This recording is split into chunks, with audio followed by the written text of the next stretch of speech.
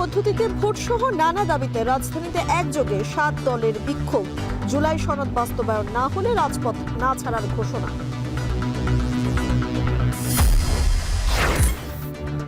আলোচনার মাঝে রাজপথে কর্মসূচি গণতন্ত্রের জন্য অশুভ মন্তব্য ফখরুলের। নির্বাচনী পরিবেশ নষ্ট করলে রাজনৈতিক ক্ষতির শঙ্কা আমির খসরুর। সীমানা নির্ধারণ আইনে সিদ্ধান্ত পরিবর্তনের সুযোগ নেই জানালেন ইসি সচিব। শাস্তির বিধান রেখে নির্বাচনী 2 আইনের সংশোধনী উপদেষ্টা পরিষদে অনুমোদন। ক্ষমতা পাকাপোক্ত করতেই জুলাই হত্যাযোগ্য। শেখ হাসিনা সহ জড়িতদের কঠোর শাস্তি চান নাহিদ ইসলাম। ট্রাইব্যুনালের সাক্ষ্য গ্রহণ শেষ। যারা হত্যাকাণ্ডে সরাসরি অংশগ্রহণ করেছে তাদেরকে দায়ী করেছি। তাদের বিচার এবং কঠোর শাস্তি আমি আদালতের কাছ থেকে প্রত্যাশা করেছি। আসামিদের কোথায় কি ভূমিকা ছিল সেই বিষয়গুলো তিনি অত্যন্ত স্পষ্ট করে তুলে ধরেছেন। সেগুলো এই মামলা প্রমাণের ক্ষেত্রে অবশ্যই অসম্ভব রকমের গুরুত্বপূর্ণ ভূমিকা পালন করবে। এবং চাকসুতে ছাত্রদলের ভিপি জিএস পদে সাজ্জাদ সাফায়েত। শিবির প্যানেলে ইব্রাহিম হাবিব। রাকসুতে আচরণবিধি নিয়ে ইসির সতর্ক করায় সংযত প্রার্থীরা।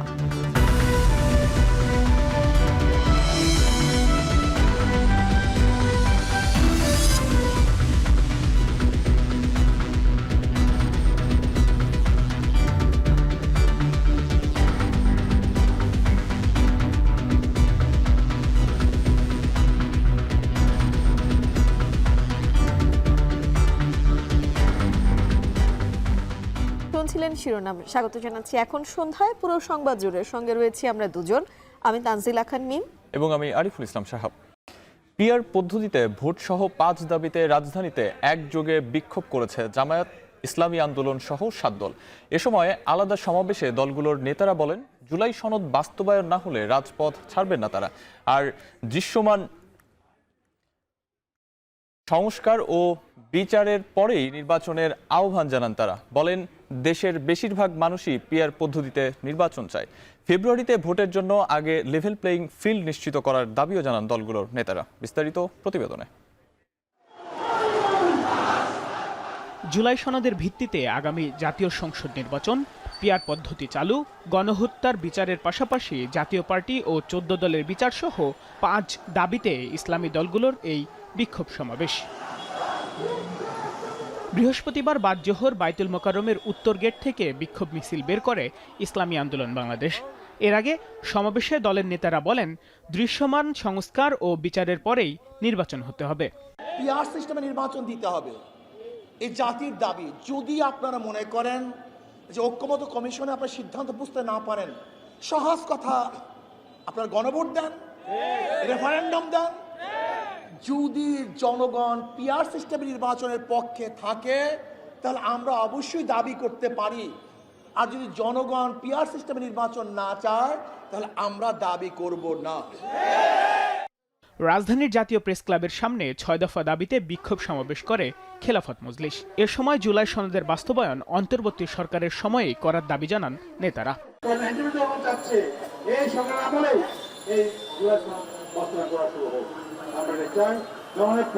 দাবি জানিয়েছি, এটা অবিলম্বে বাস্তবায়নের ব্যবস্থা করতে হবে। এই বিলম্ব করার কথা দ্বিতীয় হচ্ছে নির্বাচনের যে প্রশ্ন আসছে, নির্বাচন আমরা চাই 2025-26 ফেব্রুয়ারির মধ্যে করতে হবে। এই নির্বাচন যেহেতু পরে হবে, আমরা সবাই বলেছি আমরা যেহেতু নির্বাচন আমরা চাই না, আমরা চাই সুস্থ, অবাধ, নিরপেক্ষ নির্বাচন। একই সময়ে জাতীয় প্রেস ক্লাবের সামনে বিক্ষোভ সমাবেশে বাংলাদেশ নেজামে ইসলামী পার্টির মহাসচিব বলেন, নির্বাচনের আগে জুলাই সনদ বাস্তবায়নের বিকল্প নেই। দাবি জানান জাতীয় পার্টি সহ ফ্যাসিস্ট সরকারের সকল সহযোগী রাজনৈতিক দলকে নিষিদ্ধ করার। এই ফ্যাসিবাদী অপশক্তির সমস্ত দোসর জাতীয় পার্টি সহ 14 দল সহ সমস্ত রাজনৈতিক অপশক্তির কার্যক্রম নিষিদ্ধ ঘোষণা করতে হবে। বাংলাদেশ খেলাফত মজলিসের বিক্ষোভ সমাবেশ ও মিছিল কর্মসূচিতে দলের মহাসচিব বলেন, জুলাই সনদ বাস্তবায়ন না হলে যারাই ক্ষমতায় যাবে তারাই স্বৈরাচার হয়ে উঠবে। জুলাই সনদ আগামী ইনসাফ ভিত্তিক বৈষম্যহীন বাংলাদেশ গড়ার সনদ। জুলাই সনদ স্বৈরাচার বাংলাদেশকে মূলোৎপাটন করার সনদ। আর জুলাই সনদ থাকলে বাংলাদেশ ভালোভাবে চলবে। যদি এই সনদ বাস্তবায়ন না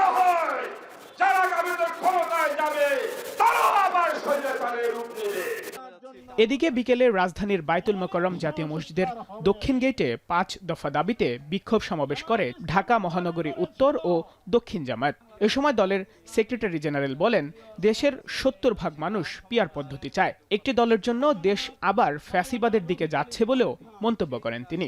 আমরা ঐক্যমত্য কমিশনে গতকাল পর্যন্ত জোরালো দাবি করেছে ফেব্রুয়ারিতে নির্বাচন হতে হবে, তার আগে এই জাতীয় সনদ সংস্কারের আইনি ভিত্তি দিয়ে বাস্তবায়ন করতে হবে। 70% লোক সার্ভেতে বলেছে পিআরের পক্ষে। কমিশনে 31টি দলের 25টি দল পিআরের পক্ষে। আপনারা বলছেন পিআর খায় না, মাথায় দেয়। আপনারা বলছেন যে দেশের লোকেরা ভোট ইভিএম বোঝে না, তারা পিআরও বোঝে না। ভয় পাচ্ছেন কেন? পিআরের মধ্য দিয়ে যদি সকলে অংশীদারিত্বের ভিত্তিতে বেশি শক্তি, কালো টাকা মুক্ত কোয়ালিটি পার্লামেন্ট হয়ে একটি সুন্দর সরকার গঠন হয়, তাহলে যারা কর্তৃত্ববাদী সরকার ব্রুট মেজরিটি নিয়ে আরেকটি ফ্যাসিবাদী হয়ে উঠতে পারবে না, তারাই পিআরকে ঠেকাতে চায়। পরে বিক্ষোভ মিছিলে অংশ নেয় জামায়াতে ইসলামীর কর্মী সমর্থকরা। বায়তুল মোকাররমের দক্ষিণ গেট থেকে শাহবাগে গিয়ে মিছিলটি শেষ হয়। বাইজিদ সাদ, এখন, ঢাকা। আলোচনার মাঝেই রাজপথে কর্মসূচি গণতন্ত্রের জন্য শুভ নয় বলে মন্তব্য করেছেন বিএনপির মহাসচিব মির্জা ফখরুল ইসলাম আলমগীর। সিঙ্গাপুর থেকে দেশে ফিরে বিমানবন্দরে তিনি আরও বলেন, বিএনপি পিআরের পক্ষে নয়, এমন ধারণা ঠিক নয়। এদিকে গণ অধিকারের সভাপতিকে তার বাসায় দেখতে গিয়ে বিএনপি নেতা আমির খসরু বলেন, নির্বাচনী পরিবেশ নষ্ট করলে রাজনৈতিকভাবে ক্ষতিপূরণ দিতে হবে। সাজিদ আরাফাতের প্রতিবেদন। ফেব্রুয়ারি নির্বাচনকে ঘিরে রাজনৈতিক দলগুলোর মধ্যে চলছে মত দ্বিমত, চলছে পাল্টাপাল্টি কর্মসূচিও। বৃহস্পতিবার গণ অধিকার পরিষদের সভাপতি নুরুল হক নূরকে দেখতে গিয়ে বিএনপির স্থায়ী কমিটির সদস্য আমির খসরু মাহমুদ চৌধুরী বলেন, যারা নির্বাচনী পরিবেশ নষ্ট করতে চায় তাদের রাজনৈতিকভাবেই ক্ষতিপূরণ দিতে হবে। এ সময় তিনি বলেন, দ্রুত জাতীয় নির্বাচন অনুষ্ঠানের মাধ্যমে গণতান্ত্রিক সরকার ফিরিয়ে আনা প্রয়োজন। বলেন, নির্বাচনে পিআর পদ্ধতির জন্য জনগণের ম্যান্ডেট দরকার। নির্বাচনের সাথে কোন পার্টির কি দাবি দেওয়া এটা কোনো সম্পর্ক নাই। তাদের দাবি দেওয়া থাকতেই পারে, সেই দাবি দেওয়া নিয়ে তারা জনগণের কাছে যেতে হবে, জনগণের ম্যান্ডেট নিয়ে সংসদে আসবে, পাশ করতে পারবে। দেশের মানুষ তো একটা স্থিতিশীল স্টেবিলিটি চায়। বাংলাদেশটাকে তারা আস্তে ধীরে একটা গণতান্ত্রিক অর্ডারে ফিরিয়ে নিয়ে একটা স্থিতিশীল অবস্থার মাধ্যমে সকলের জীবন যাতে নিরাপদ থাকে। কেউ যদি অস্থিতিশীল করতে চায় তাদেরকে রাজনৈতিকভাবে এটার জন্য ক্ষতিপূরণ দিতে হবে। এদিকে বর্তমান সংস্কার প্রক্রিয়াকে সংস্কার করা উচিত বলে মন্তব্য করেছেন বিএনপি স্থায়ী কমিটির সদস্য আব্দুল মঈন খান। একটি সুষ্ঠু নির্বাচনে জনগণ যে দলকে ভোট দেবে তারাই নির্বাচনে আসবে, এটা নিয়ে কোনো দ্বন্দ্বের প্রয়োজন নেই বলেও মত দেন তিনি। আমরা যদি এই পারস্পরিক আস্থাগুলো না রাখি তাহলে আমি মনে করি না কোনো সংস্কারে কোনো কাজ হবে। এবং সেই কারণেই বলছিলাম যে আজকে সরকার যে একটা কনভেনশনাল সংস্কার প্রক্রিয়া বিগত 1 বছর ধরে অনুসরণ করে এসেছে এবং সর্বশেষে কোনো সমাধানে আসতে পারছেন, তার মূল কারণ হচ্ছে যে তারা কনভেনশন থেকে বেরিয়ে আসতে পারে। এবং সেই কারণেই আমি বলেছি যে আমাদের এই সংস্কার প্রক্রিয়াকে সংস্কার করা। এদিকে আলোচনা ছাড়া রাজপথে কর্মসূচি বা অহেতুক চাপ সৃষ্টি গণতন্ত্রের জন্য শুভ নয় বলে মন্তব্য করেছেন বিএনপি মহাসচিব মির্জা ফখরুল ইসলাম আলমগীর। সিঙ্গাপুর থেকে চিকিৎসা শেষে শাহজালাল বিমানবন্দরে নেমে গণমাধ্যমকে একথা বলেন তিনি। রাজপথে আসলে কি সমাধান হয়ে যাবে? আমরা এখন পর্যন্ত সবচেয়ে বড় রাজনৈতিক দল, এর কোনো সন্দেহ নেই। আমরা কিন্তু এখন পর্যন্ত কোনো ইস্যুতে এই আফটার দিস চেঞ্জ, এই পরিবর্তনের পরে কিন্তু আমরা কোনো ইস্যুতেই রাজপথে আছি। আমরা আলোচনার মাধ্যমেই সমস্ত কিছু সমাধান করতে চাচ্ছি। সাজিদ আরাফাত, এখন, ঢাকা। সংসদীয় আসনের সীমানা নির্ধারণ নিয়ে নির্বাচন অফিসে ভাঙচুরের ঘটনা অনাকাঙ্ক্ষিত বলে মন্তব্য করেছেন ইসি সচিব আখতার আহমেদ। তিনি বলেন, সীমানা নির্ধারণ আইনে সিদ্ধান্ত পরিবর্তনের সুযোগ নেই। দুপুরে নির্বাচন ভবনে ব্রিফিংয়ে ইসি সচিব আরও জানান, প্রবাসী বাংলাদেশিদের ভোটের আওতায় আনতে ডাক বিভাগের সমন্বয়ে ব্যালট পাঠানো হবে। বিস্তারিত মিয়া আমিরুলের প্রতিবেদনে। সংসদীয় আসনের সীমানা নির্ধারণ ঘিরে সম্প্রতি ফরিদপুর, ব্রাহ্মণবাড়িয়া, বাগেরহাট সহ দেশের বেশ কয়েকটি জেলায় ঘটে সংঘাত, সহিংসতা ও বিক্ষোভের ঘটনা। ভাঙচুর চালানো হয় নির্বাচন অফিসেও। একই সাথে এখন পর্যন্ত 14টিরও বেশি রিটের আবেদন পড়েছে আদালতে। এমন প্রেক্ষাপটে নির্বাচন ভবনে কমিশনের করণীয় সহ সমসাময়িক বিষয়ে ব্রিফিংয়ে ইসি সচিব আক্তার আহমেদ সংসদীয় আসনের সীমানা নির্ধারণ নিয়ে ভাঙচুরের ঘটনা অনাকাঙ্ক্ষিত উল্লেখ করে আদালতের উপর ইসির আস্থার কথা জানান তিনি। একই সাথে আইন অনুযায়ী সীমানা আর পরিবর্তনের সুযোগ নেই বলেও স্পষ্ট করা হয়। আইনি প্রক্রিয়া জিনিসটা আছে, আমরা রিট করা হয়েছে, আদালতে জিনিসটা গেছে, কাজে আদালতে গেছে কারণ হচ্ছে যে আমরা আদালতের প্রতি শ্রদ্ধাশীল। ইসি সচিব বলেন, প্রবাসীদের ভোটের জন্য একটি অ্যাপ চালু করা হবে যাতে নিবন্ধনের মাধ্যমে প্রবাসী ভোটাররা ভোট দিতে পারবেন। পোস্টাল ব্যালট প্রবাসীদের কাছে যাবে ভোটের আগেই, যার সমন্বয়ে থাকবেন সংশ্লিষ্ট রিটার্নিং অফিসার। প্রবাসী যারা আছেন তারা এনআইডি দিয়ে আমরা একটা অ্যাপ তৈরি করেছি, যেটা আপনি অ্যাপেল স্টোর থেকে বা প্লে স্টোর থেকে ডাউনলোড করবেন নিজের সেলফোনে, এবং ডাউনলোড করার পরে ওই অ্যাপের রেজিস্ট্রেশনটা করবেন। অ্যাপের নামটা হচ্ছে পোস্টাল ভোট বিডি। তো এই অ্যাপটা হচ্ছে যে ভোটাররা যারা প্রবাসে আছেন তারা এনআইডির মাধ্যমে মাধ্যমে এইটা অ্যাক্সেস করবেন। নির্বাচনের প্রাক প্রস্তুতি দেখতে আগামী 22 সেপ্টেম্বর ইউরোপীয় ইউনিয়নের প্রতিনিধি দল কমিশনে আসতে যাচ্ছে। সে সাথে চলতি মাসেই নির্বাচনী সামগ্রী গোছাতে তৎপর ইসি। ইউরোপিয়ান ইউনিয়নের একটা প্রতিনিধি দল আগামী 22 তারিখে আমাদের এখানে আসবেন, আমাদের একজন মাননীয় কমিশনার মহোদয়ের সাথে কথা বলার জন্য, এবং আমাদের সচিবালয় থেকে কর্মকর্তা পর্যায়ের আরেকটা প্রতিনিধি দলের সাথে কথা বলার জন্য। ইসির পরবর্তী কমিশন সভায় প্রাথমিক বাছাইয়ে থাকা 22 রাজনৈতিক দলের নিবন্ধনের বিষয়ে সিদ্ধান্ত ও দলগুলোর সাথে সংলাপ এবং দেশীয় পর্যবেক্ষক সংস্থার ব্যাপারে সিদ্ধান্ত আসবে বলেও জানান তিনি। তথ্য আমরা মাঠ পর্যায়ে থেকে নিয়েছি। মিয়া আমিরুল, এখন, ঢাকা। নির্বাচন কমিশনের দায়িত্ব পালনকারীদের শাস্তির বিধান রেখে 2টি আইন সংশোধনের প্রস্তাব অনুমোদন দিয়েছে উপদেষ্টা পরিষদ।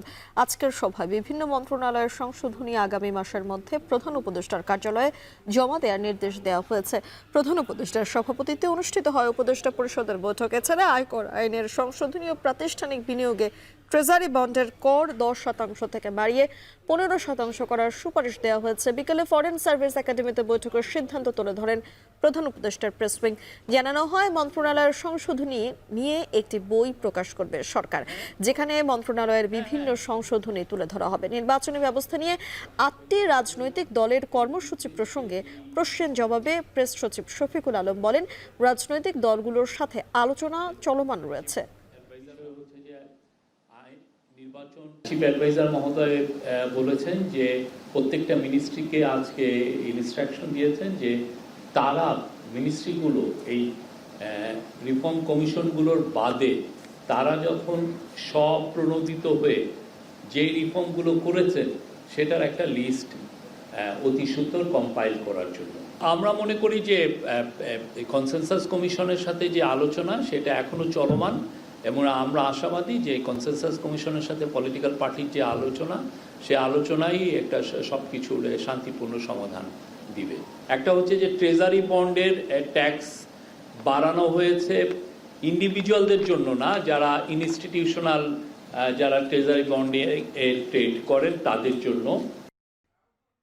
ক্ষমতা পাকাপোক্ত করতেই জুলাই আন্দোলনে হত্যাযজ্ঞ চালায় শেখ হাসিনা, আসাদুজ্জামান খান কামাল সহ আইন শৃঙ্খলা বাহিনীর শীর্ষ কর্মকর্তারা। মানবতা বিরোধী অপরাধের মামলায় ট্রাইব্যুনালে হাসিনা সহ 3 জনের বিরুদ্ধে শেষ সাক্ষী হিসেবে একথা বলেন আন্দোলনের অন্যতম সংগঠক নাহিদ ইসলাম। বিস্তারিত প্রতিবেদনে। জুলাই গণঅভ্যুত্থানের অন্যতম সংগঠক নাহিদ ইসলামের জবানবন্দির মধ্য দিয়ে শেষ হলো জুলাই হত্যাযজ্ঞের মামলায় শেখ হাসিনা, আসাদুজ্জামান খান কামাল, সাবেক আইজিপি চৌধুরী আবদুল্লাহ আল মামুনের বিরুদ্ধে সাক্ষ্য গ্রহণ।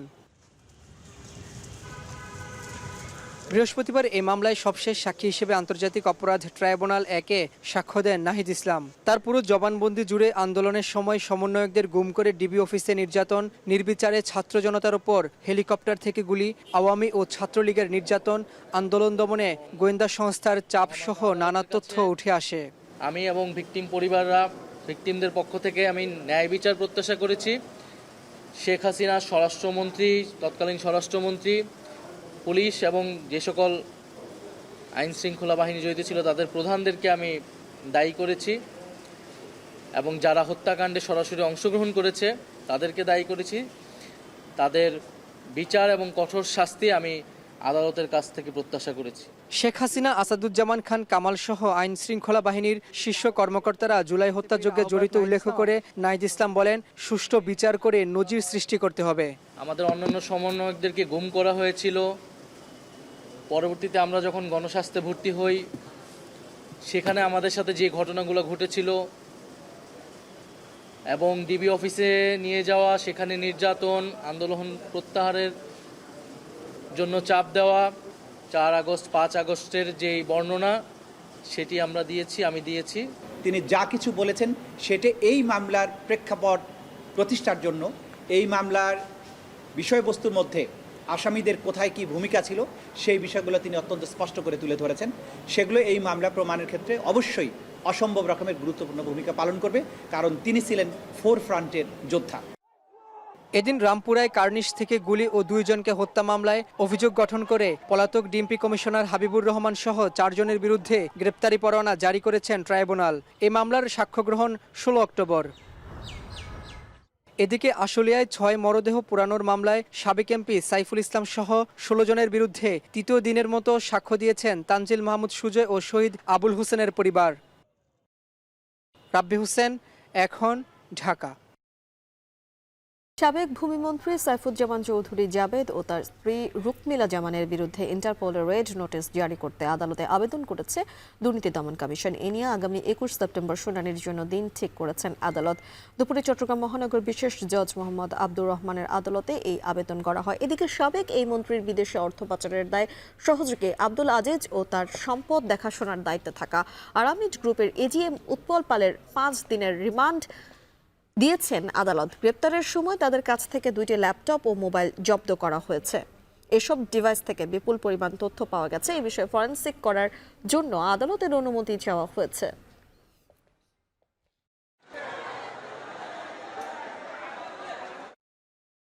এদিকে ব্যবসায়ী থার্মেক্স গ্রুপের ব্যবস্থাপনা পরিচালক আব্দুল কাদির মোল্লাকে ভয় দেখিয়ে 52 কোটি টাকা ঘুষ গ্রহণের দায়ে সাবেক ভূমিমন্ত্রী সাইফুজ্জামান সহ 10 জনের বিরুদ্ধে আরও একটি মামলা করেছে দুদক। বিকেলে নিয়মিত ব্রিফিংয়ে এ তথ্য জানান সংস্থাটির উপপরিচালক আক্তারুল ইসলাম। তিনি আরও জানান, অনিয়ম ও দুর্নীতিতে সরকারের 322 কোটি টাকার রাজস্ব ক্ষতির অভিযোগে বাংলাদেশ রেলওয়ের সাবেক মহাপরিচালক শামসুজ্জামান সহ আরও 2 কর্মকর্তার বিরুদ্ধেও মামলা করেছে দুদক। ইউসিবিএল ব্যাংকের গ্রাহক এবং ব্যবসায়ী থার্মেক্স গ্রুপের ব্যবস্থাপনা পরিচালক আব্দুল কাদের মোল্লাকে চাপ ও ভয়ভীতি দেখিয়ে 52 কোটি টাকা উৎকোষ বা ঘুষ গ্রহণ বাবদ অপরাধের অভিযোগে সাবেক ভূমিমন্ত্রী সাইফুজ্জামান চৌধুরী, রুকমিলা হাসান, সাবেক চেয়ারম্যান ইউসিবিএল ব্যাংকের সহ ইউসিবিএল ব্যাংকের মোট 10 জন কর্মকর্তার বিরুদ্ধে দুর্নীতি দমন কমিশনে আরও একটি মামলা দায়ের হয়েছে আজ।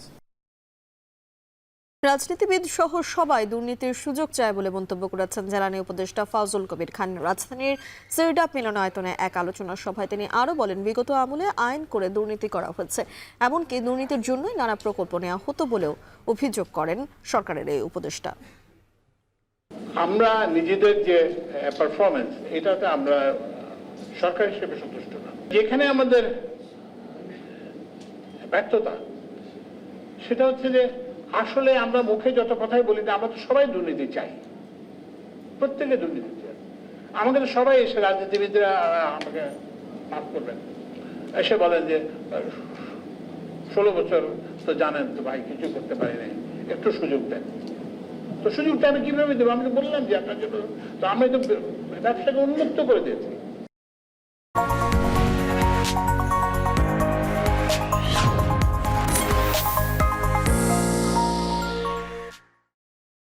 আগামী 22 সেপ্টেম্বর উচ্চ পর্যায়ের সভার মধ্য দিয়ে শুরু হচ্ছে জাতিসংঘ সাধারণ পরিষদের 80তম অধিবেশনের মূল আনুষ্ঠানিকতা।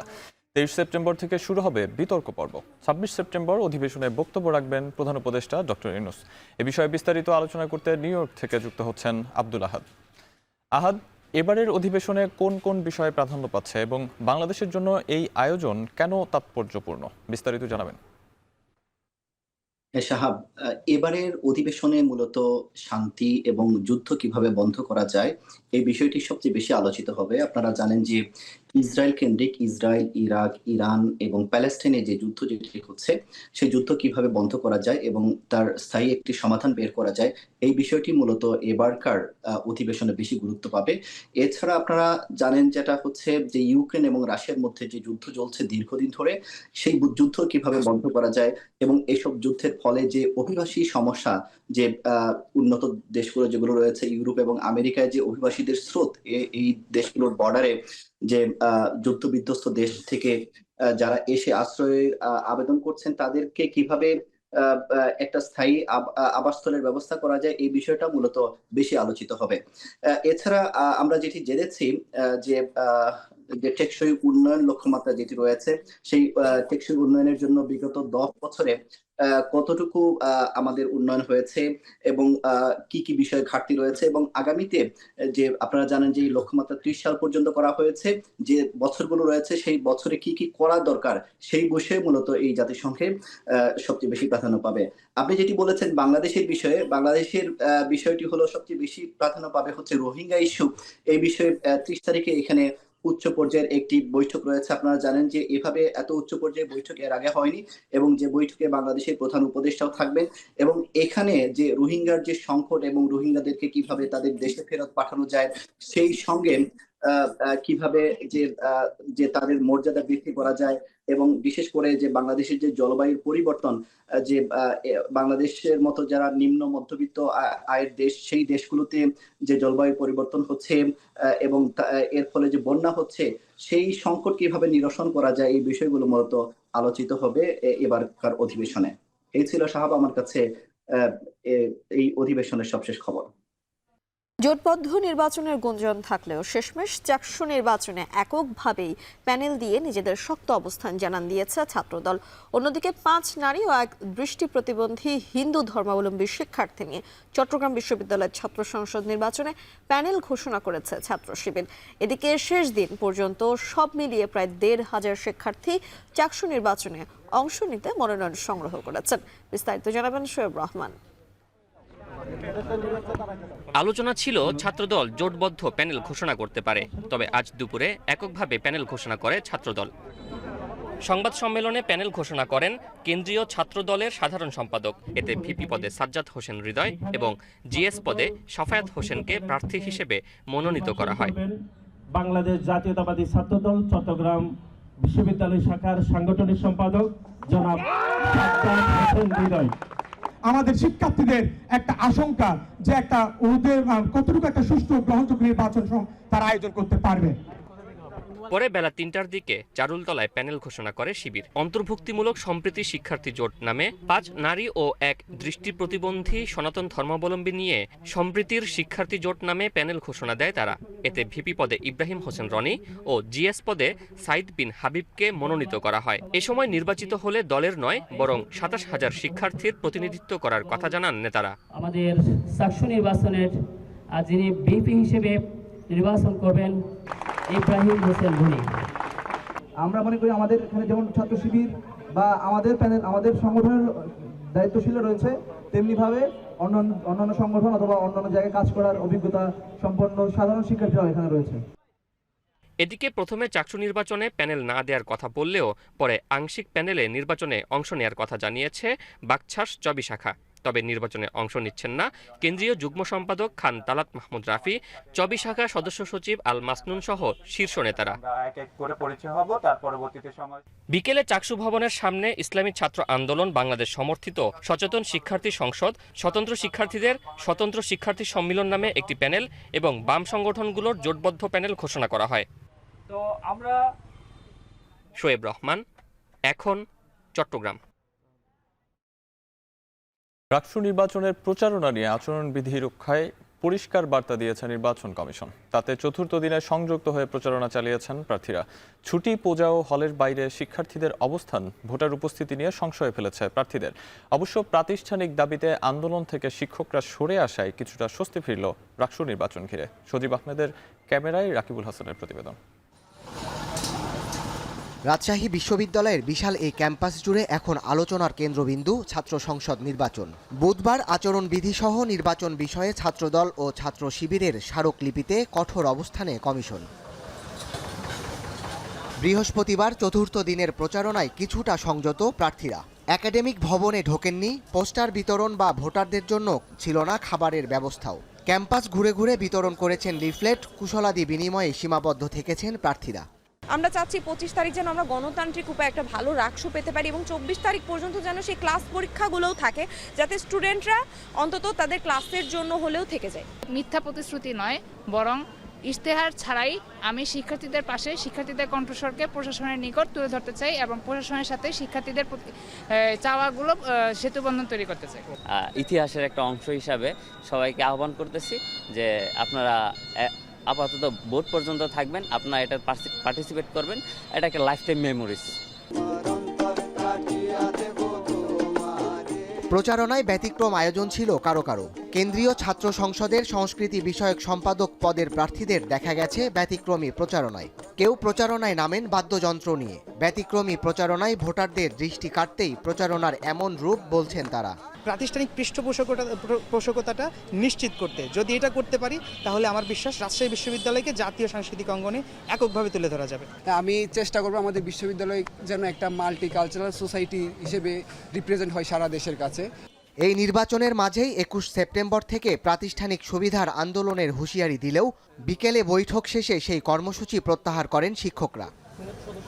এরপরও নির্বাচন ও তার আগের দিনের ছুটি ও পূজার ছুটি থাকায় ভোটারদের পর্যাপ্ত উপস্থিতি নিয়ে সংশয়ে প্রার্থীরা। তাতে প্রশাসনের সহায়তা চান তারা। যেহেতু 35 বছর পর এই রাকসু নির্বাচন, সবাই যেন এই নির্বাচনে ভোট দিয়ে তারপরে বাসায় যায়। রাকসু যে দীর্ঘদিন পরে বাস্তবায়ন হচ্ছে, এই বিষয়টি তাদের কাছে ক্লিয়ার মেসেজ দিতে পারে, তাহলে আমরা মনে করি যে শিক্ষার্থীরা অন্তত একদিন পরে হলেও তাদের ভোটটি দিয়ে তারা বাড়িতে ফিরবে। রাজশাহী বিশ্ববিদ্যালয়ের শিক্ষার্থীদের 70% থাকেন ক্যাম্পাসের বাইরে, বাদবাকি 30% আবাসিক হলগুলোয়। এতে ভোটারদের উপস্থিতি কম হতে পারে বলে মনে করছেন ক্রিয়াশীল ছাত্র সংগঠনের নেতারা। 28 তারিখে যারা আমাদের এখন রাজশাহী। দীর্ঘ 33 বছর পর অনুষ্ঠিত জাকসুর নবনির্বাচিত ভিপিজিএস সহ 24 জন প্রতিনিধির শপথ গ্রহণ অনুষ্ঠিত হয়েছে। বিকেলে বিশ্ববিদ্যালয়ের সেনেট ভবনে অনুষ্ঠানে শপথ বাক্য পাঠ করান উপাচার্য অধ্যাপক ডক্টর মোহাম্মদ কামরুল আহসান।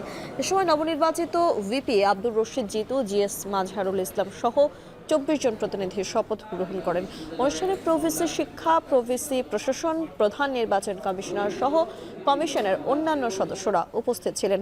অনুষ্ঠানে শিক্ষার্থীদের পাশাপাশি জুলাই বিপ্লবে নিহত ও আহত পরিবারের সদস্যরাও ছিলেন।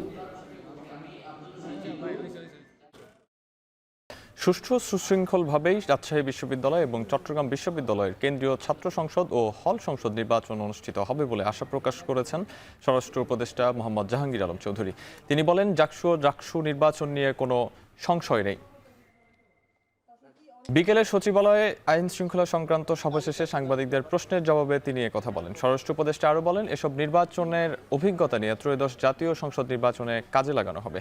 এ সময় শিক্ষা উপদেষ্টা অধ্যাপক ডক্টর CR আবরার উৎসাহ উদ্দীপনার মধ্য দিয়ে শিক্ষা প্রতিষ্ঠানগুলোতে নির্বাচন হবে বলে আশাবাদ ব্যক্ত করেন।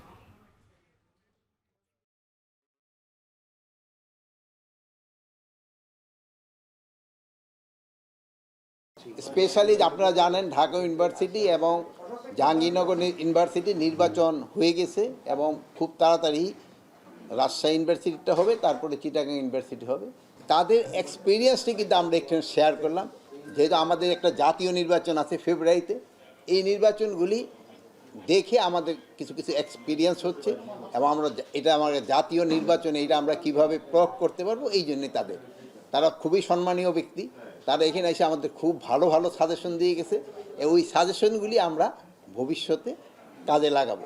দুটো নির্বাচন সুষ্ঠুভাবে হয় সেই প্রক্রিয়াগুলো একটুখানি জানা এবং কোনগুলো আরেকটু ভালো করে করতে হবে সেই বিষয়গুলো নিয়ে আলাপ আলোচনা হয়েছে। রাজশাহী বিশ্ববিদ্যালয়ের শিক্ষক, কর্মকর্তা ও কর্মচারীদের প্রাতিষ্ঠানিক সুবিধা দাবির প্রেক্ষিতে পোষ্যকতা পুনর্বহালের প্রতিবাদে উপাচার্যের বাসভবনের সামনে বিক্ষোভ করছেন শিক্ষার্থীরা। এই বিষয়ে বিস্তারিত জানাতে রাজবি উপাচার্যের বাসভবনের সামনে থেকে যুক্ত হচ্ছেন আমাদের সঙ্গে মারুফ হাসান। মারুফ, শিক্ষার্থীরা কি বলছেন এবং শিক্ষার্থীরা এই যে দাবি আদায়ের জন্য প্রতিবাদ করছেন, তারা কি কোনো আলটিমেটাম ঘোষণা করেছেন কিনা, কিংবা এখানে এভাবে যদি আসলে দাবি আদায় না হয় পরবর্তীতে তারা কোনো অন্য কর্মসূচি দেবেন এমন কোনো পরিকল্পনা প্রাথমিকভাবে তাদের রয়েছে কিনা? কিছুক্ষণ আগেই এখানে শিক্ষার্থীরা জড়ো হয়েছেন, শিক্ষার্থীরা একসঙ্গে জড়ো হয়ে মূলত তাদের যে জায়গা থেকে তারা আজকে এখানে অবস্থান নিয়েছে সেটি হচ্ছে পোষ্যকোটা নামের যে অমীমাংসিত একটি ইস্যু ছিল, সেই ইস্যুটি কিন্তু কিছুদিন আগে এখানে কিন্তু সিদ্ধান্ত নিয়ে উপাচার্য জানিয়ে দিয়েছিলেন যে এই পোষ্যকোটা বিশ্ববিদ্যালয়ে থাকবে না। এর পরপরই কিন্তু এখানে শিক্ষক কর্মকর্তা কর্মচারী যারা আছেন তারা কিন্তু অবস্থান নিয়েছিলেন যে তাদের এই পোষ্যকোটা পুনরায় যাতে এখানে দেওয়া হয়।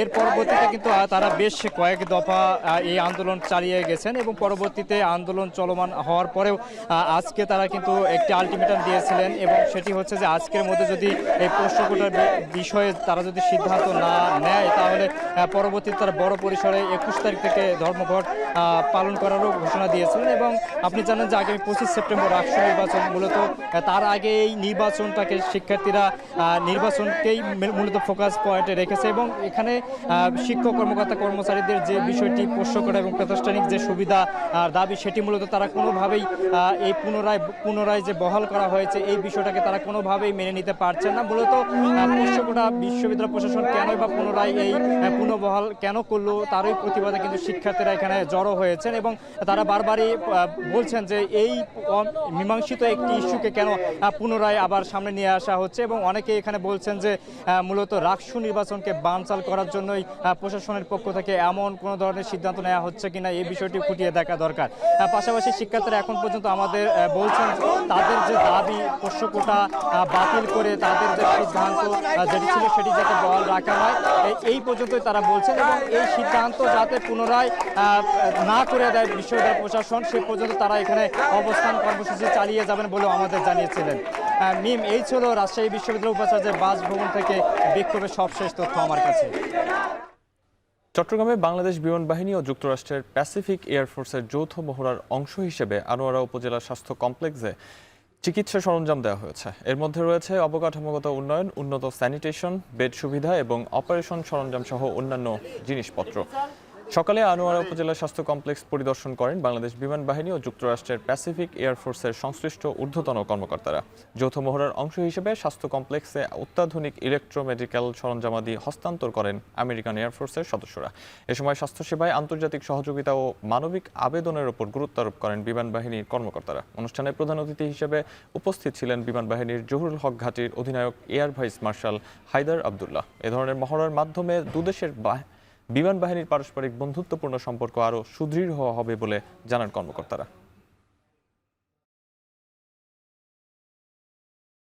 এই মহড়ার একটি মূল উদ্দেশ্য ছিল দুর্যোগ ব্যবস্থাপনাকে আরও উন্নীত করা এবং দুর্যোগ ব্যবস্থাপনার একটি বিশেষ অংশ হচ্ছে মানুষের চিকিৎসা সেবা এবং তারই ফলশ্রুতিতে আমরা আনোয়ারার এই হেলথ কমপ্লেক্সে তাদের যে সার্বিক উন্নতি এবং তাদের যে যন্ত্রাংশ এবং চিকিৎসার জন্য যে সকল উন্নত যন্ত্রপাতি দরকার হয় সেগুলোর উপহারের বন্দোবস্ত করেছি। I know a lot of work and preparation went into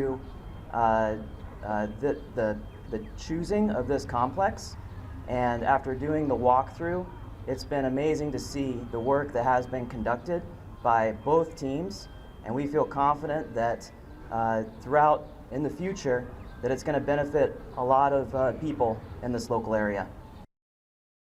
ফ্রান্সের প্যারিসে ইউরোপিয়ান একাডেমি অব ডার্মাটোলজি ও ভেনেরোলজির 25তম কংগ্রেসে এখন টিভির সঙ্গে কথা বলেছেন ঢাকা মেডিকেল কলেজ হাসপাতালের চর্মরোগ বিভাগের কনসালটেন্ট ডাক্তার শারমিন জাহান। সেখান থেকে কিছুক্ষণ আগে সবশেষ জানিয়েছেন মুজাহিদ শুভ।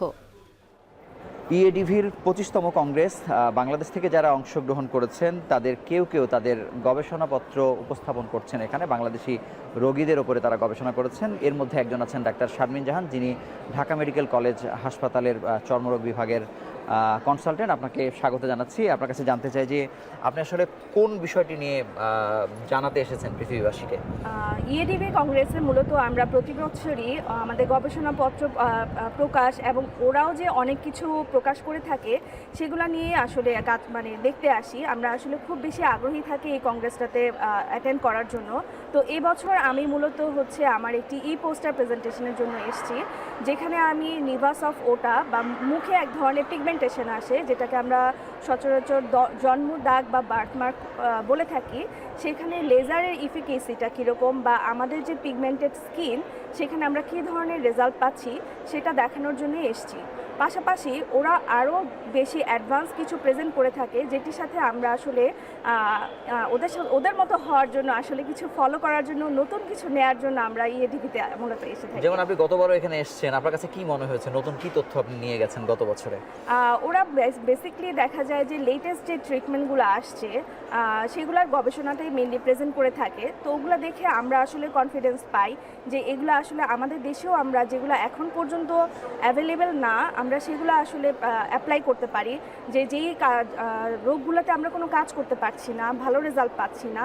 তো এখান থেকে এসে আমরা আসলে একটু অ্যাডভান্স কিছু নলেজ নিয়ে যাই, যেটা আমাদের রোগীদের ক্ষেত্রে বা ডিজিজের ক্ষেত্রে অ্যাপ্লাই করে আমরা আসলে বেনিফিটেড হচ্ছি। আপনাকে ধন্যবাদ আমাদের সঙ্গে যুক্ত হওয়ার জন্য। বা আমাদের সঙ্গে কথা বলছিলেন ডাক্তার শারমিন জাহান, তিনি নিজে একটি পোস্টার প্রেজেন্ট করবেন। তার মানে হচ্ছে যে সারা পৃথিবীর যে গবেষকরা আসছেন তারা সবাই সবার গবেষণাপত্র প্রকাশের মাধ্যমে স্ব দেশের রোগীদেরকে সুস্থ রাখার জন্য সর্বোচ্চ জ্ঞান নিয়ে স্ব দেশে ফিরে যাচ্ছেন। এই ছিল এখানকার সবশেষ খবর। 2 দিনের যুক্তরাজ্য সফরের শেষ দিনে ব্রিটিশ প্রধানমন্ত্রী কিয়ার স্টারমারের সঙ্গে বৈঠক করেছেন মার্কিন প্রেসিডেন্ট ডোনাল্ড ট্রাম্প। ব্রিটিশ প্রধানমন্ত্রী কান্ট্রি হাউস চেকার্সে দ্বিপক্ষীয় বৈঠক অনুষ্ঠিত হয়। বৈঠক শেষে সংবাদ সম্মেলন করেন তারা, জানান বৈঠকে নতুন একটি প্রযুক্তি চুক্তি সই করেছেন তারা। যুক্তরাজ্যের সাথে বন্ধুত্বপূর্ণ সম্পর্কের প্রশংসা করেন ট্রাম্প। ভবিষ্যতে যুক্তরাজ্য ও যুক্তরাষ্ট্র 2 দেশ কৃত্রিম বুদ্ধিমত্তার উপর আধিপত্য করবে বলেও আশা প্রকাশ করেন তিনি। এর আগে যুক্তরাজ্যে 150 বিলিয়ন পাউন্ড বিনিয়োগের ঘোষণা দেয় যুক্তরাষ্ট্র। বার্তা সংস্থা বিবিসি নিশ্চিত করেছে, ব্রিটেন সফরকালে এই বরাদ্দের বিষয়ে জানিয়েছেন খোদ মার্কিন প্রেসিডেন্ট। এতে করে মানসম্পন্ন 7,500 নতুন কাজের সুযোগ সৃষ্টি হবে বলে আশা প্রকাশ করেছে ব্রিটিশ সরকার। শেষ করছি এখন সন্ধ্যা। শিরোনামগুলো জানাবো আরেকবার।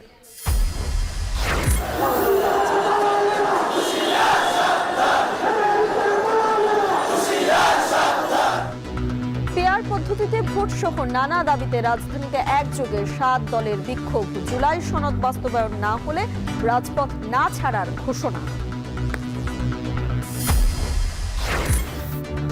আলোচনার মাঝে রাজপথে কর্মসূচি গণতন্ত্রের জন্য অশুভ মন্তব্য ফখরুলের। নির্বাচনী পরিবেশ নষ্ট করলে রাজনৈতিক ক্ষতির শঙ্কা আমির খসরুর।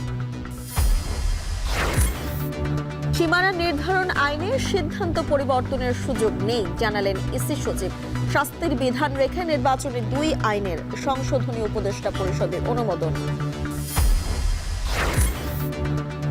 ক্ষমতা পাকাপোক্ত করতেই জুলাই হত্যাযজ্ঞ, শেখ হাসিনা সহ জড়িতদের কঠোর শাস্তি চান নাহিদ ইসলাম। ট্রাইব্যুনালের সাক্ষ্য গ্রহণ শেষ। যারা হত্যাকাণ্ডে সরাসরি অংশগ্রহণ করেছে তাদেরকে দায়ী করেছি, তাদের বিচার এবং কঠোর শাস্তি আমি আদালতের কাছ থেকে প্রত্যাশা করেছি। আসামিদের কোথায় কি ভূমিকা ছিল সেই বিষয়গুলো তিনি অত্যন্ত স্পষ্ট করে তুলে ধরেছেন। সেগুলো এই মামলা প্রমাণের ক্ষেত্রে অবশ্যই অসম্ভব রকমের গুরুত্বপূর্ণ ভূমিকা পালন করবে। এবং চাকসুতে ছাত্রদলের ভিপি জিএস পদে সাজ্জাদ সাফায়েত। শিবির প্যানেলে ইব্রাহিম হাবিব। রাকসুতে আচরণবিধি নিয়ে ইসির সতর্কতায় সংযত প্রার্থীরা। শেষ করছি এখন সন্ধ্যা। সাথে থাকার জন্য ধন্যবাদ সবাইকে।